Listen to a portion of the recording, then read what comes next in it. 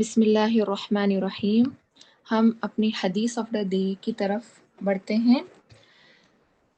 عبداللہ بن عمر بن عاص رضی اللہ عنہما سے مرفوعہ مروی ہے کہ اگر 4 عادتیں تم میں موجود ہیں تو دنیا سے اگر تمہیں کچھ بھی نہ ملے تو کوئی حرج نہیں۔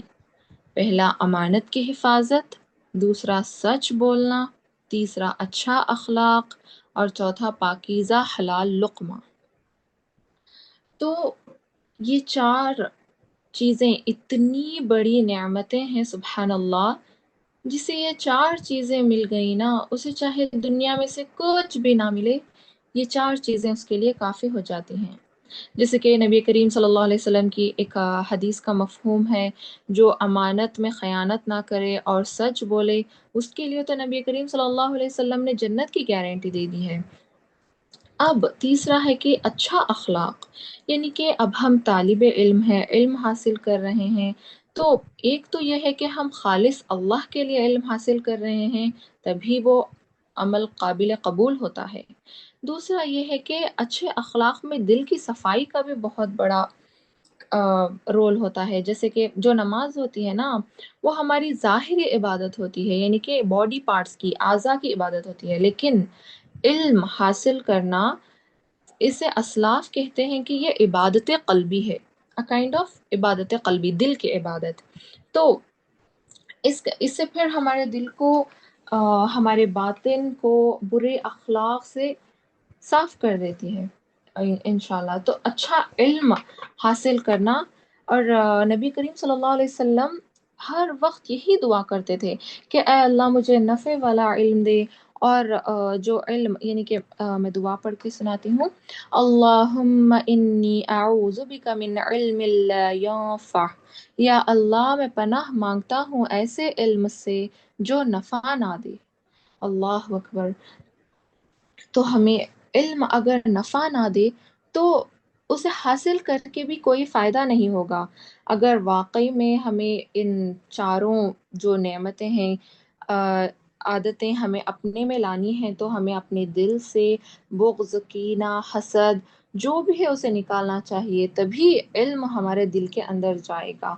ایک حدیث کا مفہوم بھی ہے نا، جو ہم نے سنا ہوا ہے، کہ جسم کے اندر ایک گوشت کا لوتھڑا ہوتا ہے، اگر وہ درست ہوتا ہے تو سارا جسم درست ہو جاتا ہے، اور جب وہ خراب ہو جاتا ہے تو سارا جسم خراب ہو جاتا ہے۔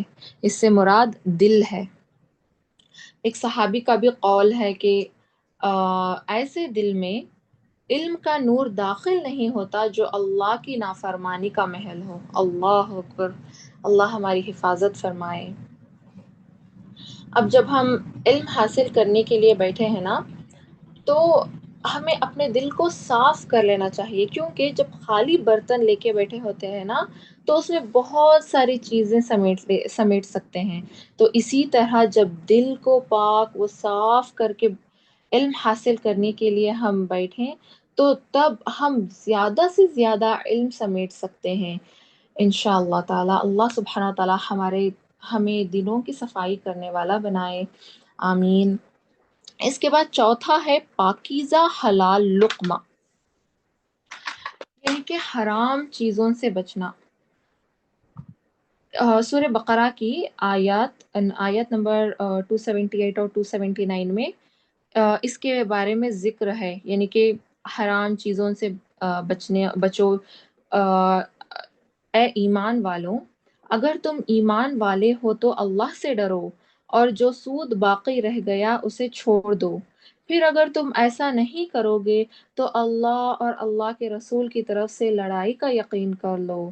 اللہ اکبر کبیرہ۔ اللہ سبحانہ تعالی ہماری حفاظت فرمائے۔